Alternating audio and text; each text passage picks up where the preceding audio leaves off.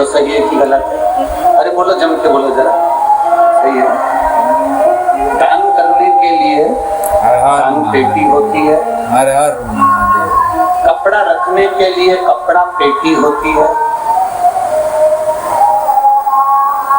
पत्र रखने के लिए पत्र पेटी होती है, धन रखने के लिए धन की पेटी होती है, तिजोरी होती है, अलमारी होती है। पर हमारा पाप रखने के लिए कोई पेटी बनी है क्या? नहीं बनी। धन रखने की पेटी होगी, वस्त्र रखने की पेटी होगी, कपड़ा रखने की पेटी होगी, दान रखने की पेटी होगी, पर पाप रखने की कोई पेटी नहीं होती। परशु महापुराण की कथा कहती है पाप रखने की एक पेटी है। जब हम कथा में पहुंचते हैं,